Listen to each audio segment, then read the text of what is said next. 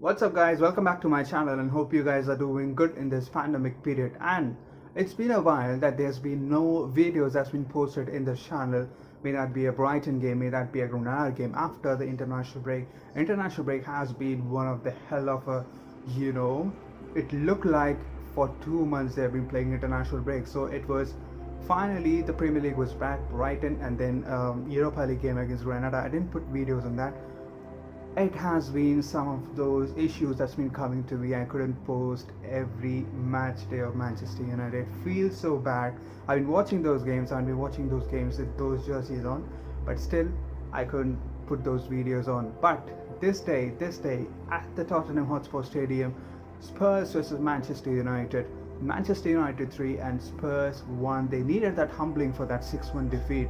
Obviously, we were so good in the second half. We had a goal disallowed in the first half, which for me has been one of the worst refereeing decisions, and it's not the first time we are hearing this. It's actually so unintentional.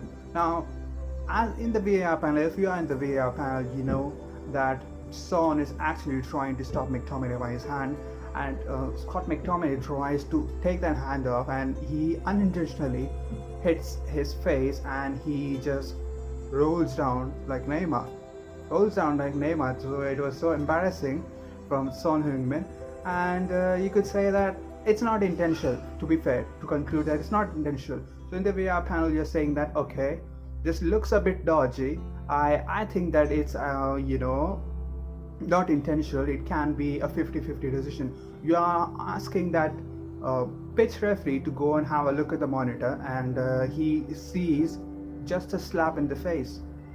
So that's actually poor VAR decision to do. VAR should actually put that full fucking clip on what actually happened before. What is the reason that McTominay is actually putting his hand out, because Son was actually trying to stop him. So you should put that clip a bit more fucking longer so that he can actually understand what has actually happened before that.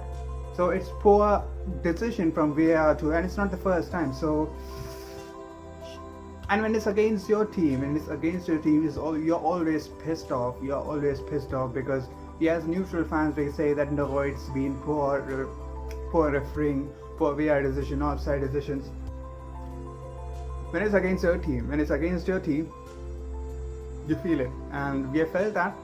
It was a very, very beautifully worked goal by Paul Pogba nutmegs, and Edinson Cavani nutmegs Hugo Lloris, and it was a great finish, one-time finish. It was a so beautifully worked goal. And then the Son goal that we witnessed after that was so embarrassing. It was a good tap in, and it was just a bit of those days that Lindelof has been a bit more, casual in front of goal. It was so unlucky for that. And you could see that those kind of clearances, those kind of flicks by Kane can't be judged very, very quickly, and it's a poor goal to concede just right after that goal being ruled out for us. So it was actually the pain in the ass for sure. And then the Fred equalizer has been so brilliant, another well-worked move. Then a Cavani goal, brilliant pick by Mason Greenwood. Cavani, world class number 9 position, and we have been missing it. Ole has been saying that we are missing that kind of number 9 position, that number 9 striker, for ages now, because no one has been doing that for that. For in Ole Gunnar Solskjaer's reign, there's no one who has been in that position, and that kind of goals is so rare, and it was so good to watch. And then comes the Mason Greenwood strike. So we'll be talking about that in brief in the video, in a short summary as early as possible. So without wasting any time, let's get this started.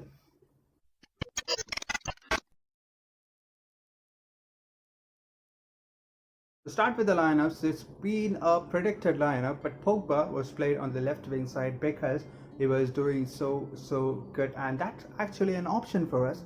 Playing Pogba in left wing, we can actually not rely on Daniel James and Mason Greenwood every time.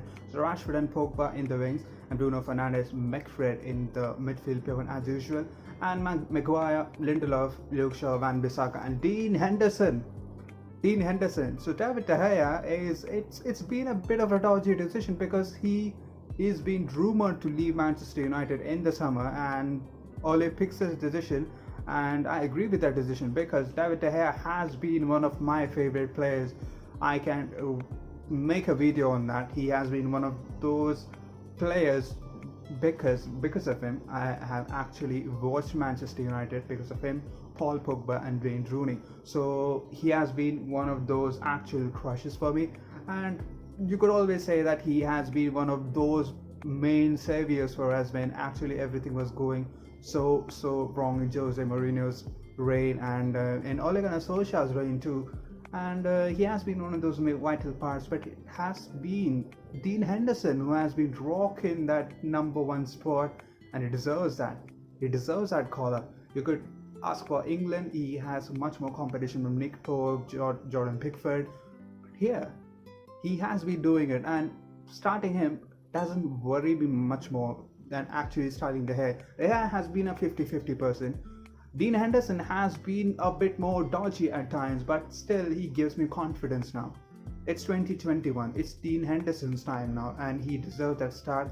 And it was a normal lineup, as I said, and we started a bit more very rusty, and there were many fights, reckless fouls, and the game was heated up. And that's the actual reaction. That's the kind of reaction you could actually want from your players after that 6-1 defeat at Old Trafford, fucking Old Trafford, not away from home. So it was actually needed to come to their home, come to Tottenham's home, and actually dominate that in the first 10 to 15 minutes. They had possession, we had possession, and we were actually pressing them very high. And Bruno Fernandes has been, and there was many bookings in the first half itself. May that be Fred, may that be McTominay, then Cavani has been booked. So it was heated up. Cavani incident with Rodon and Bruno Fernandes, Højbjerg, Fred, McTominay. So everything was happening, everything was heated up. They wanted to win. They wanted to beat them hard. So, and the goal that's been ruled out, we talked about that. The Son Heung-min has been an embarrassment. Now, there are some players where you could actually, as a neutral fan, we are seeing another game, we are seeing like Manchester City versus Everton, Liverpool versus Everton, like Calvert-Lewin has been one of the great players, and Spurs versus Arsenal, it's been an entertaining game. Son has been brilliant in the 3-0 defeat. They actually scored 3 against Arsenal, so Son was brilliant there. But when they do it against us, some cheap things like this. Now Calvert-Lewin scored an equalizer against us in the 90, literally in the injury time 2-2, and he was celebrating. That pissed me off, man. You could actually lose that respect right away in that position, seeing that actual favorite person of yours score that goal and celebrate in front of your fans or at home of yours, and you suddenly start hating that player. That's been Calvert-Lewin for one reason. One example is Calvert-Lewin, and this time it's Son Heung-min. And after that he scores a goal, a simple stuff happens, and Dean Henderson couldn't do anything about it. Can't blame him. It was an open goal, and that's frustrating, absolutely frustrating. And you need your players, and from that you could say that Manchester United were actually so brilliant after that first goal, after conceding that first goal, and they were actually trying to score, have many more chances, and Spurs were on the back foot. First half was done, and from the second half it was everything Manchester United, fucking everything, and that was so good to watch. At these moments of time, at these moments against low block teams or against a big 6 team, we play so cautious football. We don't want to concede another. We don't want to be opened up at the back. Our defense is actually a bit more dodgy, debatable. So we don't want to open up. We don't want to actually commitment forward. We play so safely until unless we get an actual big chance to create. But this time it was not that way. It was so good. It was so positive, and we got that first goal. It was a brilliant 1-2 from Bruno Fernandes with Fred, Bruno Fernandes, Rashford, Cavani hit, saved by Lloris, and tucked home by Fred, and it was a good goal. and he deserved that goal or not. He deserved it because he was so awful in that game. Fred was so awful. Let's be honest, Fred was so awful. He can't defend. He, as a defensive midfielder, has been a vulnerability for us for the past few games. Has been doing those errors against Leicester, and in this games he was average. He was average. Let's be honest. Now McTominay was reckless. Was reckless. I was actually so uh, feared upon that he shouldn't get a second yellow card and just walk away. He was so reckless, trying to foul Højbjerg and Dombele, everyone who is facing it, and it's actually ridiculous to see him. So I was actually trying, and Fred was also on a yellow card, so I was confused on who to take over, who is to take. Matic should come on. Matic or Donny van de Beek, fucking someone come up. Don't let these two players in the field because they are gonna get sent off because they are so reckless. They are playing with a rage, and from that equalizer it was all positive. As we said, from the second half it was all positive. That equalizer did demand more, and that character is absolutely been from the start of the season. We have gone away, we have been a goal down, and we have turned it around multiple times, infinite times, and it's been in our DNA, and it has been one of those performances again against Spurs, and good little nutmeg by Bruno Fernandes, I guess against Reguilon, and then one-time cross from Mason Greenwood. That has been one of his features for Mason Greenwood, because he on the right hand side is trying always to cut inside and a bit of a step overs and trying to shoot or trying to pick out someone. But on that right hand side he has been doing that crossing thing, that inward cross to Marcus Rashford has been one of those features for him, and he's been doing it brilliantly. Like you could say Nicolas Pepe of Arsenal. He has been a bit more struggling to find his form, but his deliveries from that left foot inward to Aubameyang or Lacazette has been so filthy, so pure. So Mason Greenwood doing that has been one of the actual positives for us in that right wing position. We still need a right winger in Jadon Sancho or another DM. We have spoke about that along. We will not be talking about that anymore. And that was actually a sublime cross. And Cavani, a proper number 9 finish, diving header, crossed Serge Aurier, and it was actually so brilliant. And no chance for Lloris to save that, no chance. So another standout performance in today's game was Paul Pogba. Now, Paul Pogba has been under criticism for quite a lot of time.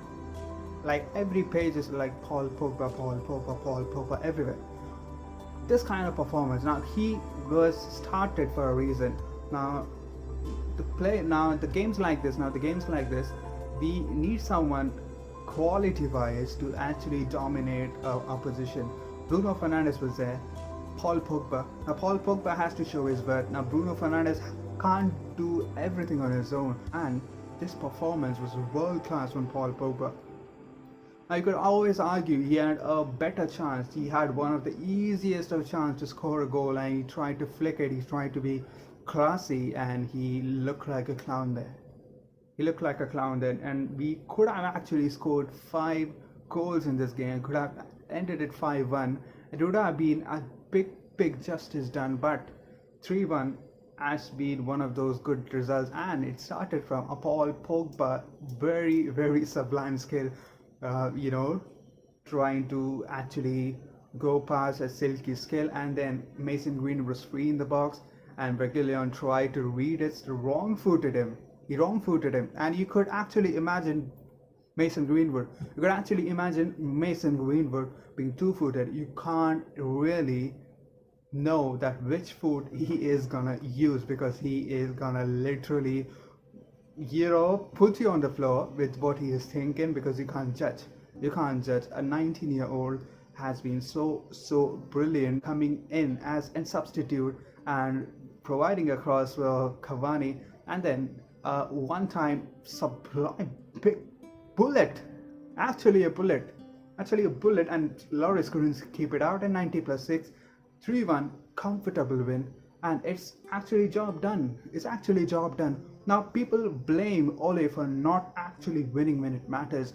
We had a West Ham versus Leicester game a while before, and Leicester lost to them 3-2. Now, that is actually a boost for us because they are actually uh, touching us. Leicester are actually touching us, and if we win this game, and we will be 7 points clear of the third position's Leicester. That is actually one of the big positives today.